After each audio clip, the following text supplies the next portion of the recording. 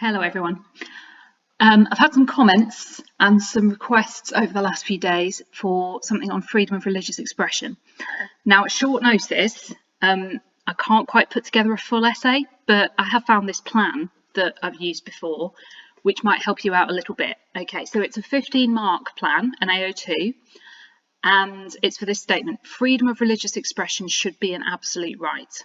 So what that statement is saying is that there shouldn't be any limits on freedom of religious expression. It should absolutely be a right that you are guaranteed to have. Nobody should get in the way of it. So the two sides of that are going to be kind of, yes, it should be an absolute right, or no, there should be times when it's restricted, or even that it shouldn't be a right at all. There's a few different ways through this. So I've got some thoughts that I'm going to take you through. If you feel like you would do this essay a different way, that's fine, because there are lots and lots of ways to do it. These are just some of what I think are the most obvious points you could make. So the statement's raising a question about the possible clash between certain expressions of one's religion, so like the wearing of a symbol. Now, I know a lot of you are doing Christianity, so you would probably want to write about Christian symbols. But I think in this question, it's fine to talk about the symbols of other faiths as well and practices in other religions, because that's part of what the question's looking at. Are there some religious practices that are perhaps more, people should have more rights to than others? So the clash between something like a wearing of symbols and secular values of separation of state and religion. What I mean there by separation of state and religion, you probably remember from this topic stuff about religion being relegated to the private sphere. That essentially means, if you want to be religious and practice your religion, that's fine, that's your business, but it's only your business, and you don't really get to make it anybody else's business. So in other words, the practice of your religion can't infringe on somebody else's rights. A big consideration, though, is how far the practices that seem to clash are central, to the practice of the faith. So, for example, do you have to wear a cross to be a Christian? I mean, the short answer is no, you don't. It's not a requirement. But for many people, it might be very important. It might be a very big part of their identity. But the key thing is it's not absolutely necessary. You can not wear a cross and still be a Christian. Plenty of people wear crosses and aren't Christians. So what I've got here with this 1 and 2, these might be two possible ways to start off. So my view is, or the contention of this essay is that certain cases of religious expression are potentially harmful. For example, FGM, I'm presuming you all know what that is, female genital mutilation, and are not compatible with secular values like the right to freedom from harm. Another way to start it might be, my view is, or the contention of this essay is that freedom of religious expression is a right established in law and for some reflects vital aspects of their identity. Freedom of religious expression should be preserved as it helps to maintain a truly multicultural society. Now, you might be thinking, well, yes, but what about FGM? FGM is not actually a religious practice. Sometimes people think it is. And very often the people who are carrying it out think it is, but it's a cultural practice. The lines have got blurred somewhat between what's cultural and what's religious. For example, there's no holy book that says that FGM is okay. There's no holy book that says that forced marriage is okay. But very often when people carry out those practices, they think they're doing it for religious reasons. And that's why this is all quite messy. It's quite difficult to have a clear demarcation between what's religious and what's cultural. It makes life very difficult. All right, let's have a look at some possible paragraphs. Now, I think it's fair to say that there's probably more here than you will need. So don't go mad with it, and don't panic if you think you couldn't get all this in. I probably wouldn't expect you to. On one hand, some expression of religious identity may be seen as physically harmful and denying the basic rights of liberty. We've talked about FGM, forced marriage. Circumcision is a controversial one, because you could, on one hand, you could argue it's much, much less harmful than FGM or forced marriage. But on the other hand, you could say that particularly when it's done to a baby, the baby doesn't consent. and it is a permanent change. So some people are not really down with that. What about non-harmful practices? What if they're considered intrinsic to one's identity? So evangelism, for many Christians, is a religious practice, and they would feel that they would really want the right to do that. They would want no limits to be put on their freedom to evangelize because it's part of their religion. Is evangelism harmful?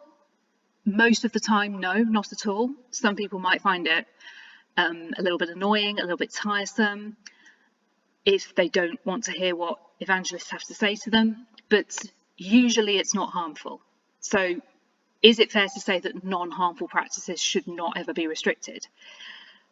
But on the other hand, some religions reflect identity without physical harm and so are much easier to defend than things like FGM and forced marriage. So you could say there's no harm in wearing a symbol, there's no harm in wearing a cross, there's no harm in wearing a hijab. However, does this lead to division? Or, more positively, does it promote greater understanding and tolerance? Are the exclusion of these from society compatible with the UN Declaration of Human Rights, which it is okay to abbreviate? Should the only barriers to freedom of expression be practical, for example, where it contravenes health and safety? So I'm talking about an example in the textbook here, where a nurse wanted to be allowed to wear a cross at work and she was told no. But it wasn't because it was a cross, it wasn't because it was a religious symbol, it was because the NHS trust she worked for brought in new rules based on new evidence saying that no jewellery could be worn by staff because it's a vector for disease. It's not good for infection control. So the reason why she was not allowed to wear her cross had nothing to do with issues of freedom of religious expression. So maybe that should be the exception. You can talk about humanists. Humanists are likely to agree with the statement because they would like there to be a fully multicultural society, but they would like society to reflect the makeup of it. I don't know if humanists would agree 100% because they would say that harmful practices are not okay. But humanists tend to be quite pro-freedom. And so, they'd be possibly more likely to agree with the statement than not, as long as no harm is done. However, many Christians might challenge this by arguing that religious expression adds a lot of value to a multicultural society. So interfaith work, inclusivism. The only way to protect Christian religious freedom is to allow all forms of religious freedom. So you remember what inclusivism was all about. This is the idea that maybe Christianity has the truth, but other religions have versions of that truth, so there's scope to work together and be inclusive. Now, exclusivist Christians might argue that the only Christian religious freedom must be protected because other religions are not true, so basically they don't count. But that's potentially a weak argument because in a multi-faith society, how could that ever be possible? How could you actually do that? We could also make a point about freedom of religious expression might include an intolerance of changing attitudes towards issues like same-sex marriage, abortion, embryo research. So same-sex marriage, for one thing, society has moved tremendously on same-sex marriage from sort of 20, 30, 40 years ago. Religious groups have moved as well, but perhaps not as far or as fast. So there was a case involving a same-sex couple who were refused a room at a B&B that was run by conservative Christians. Illustrates a clear clash there, because on the one hand, you're not allowed to discriminate against people for being gay. On the other hand, surely Christians shouldn't be forced to do things that go against their sincerely held beliefs, which I think is a point I've made lower down. If you're in favour of preserving secular values, you might say, this is a clear act of discrimination. This is not a time when religious views should be an absolute right. So the main point I want to make there is this one, which I'll just highlight. If religious freedom is protected, but discrimination is also illegal, so for instance, discrimination on the grounds of sexuality, which is more important? Because they would both appear to have neither would want to back down from their position. How do you solve that one? So finally, just some phrases that you could put in your conclusion. I think freedom of expression should or shouldn't be an absolute right. The strongest opinion, argument in opposition. I remain convinced, unconvinced. These are the kind of good AO2 phrases that you want to be saying. Okay, sorry if that was a little bit chaotic, but I just didn't have time to write the full essay for you. Hopefully that's been helpful and given you a little bit more confidence. Keep going with the revision. Check out the whole of my playlist. I'll try and drop a couple more videos before the exam on Monday, but I can't guarantee that I can do everybody's requests right now.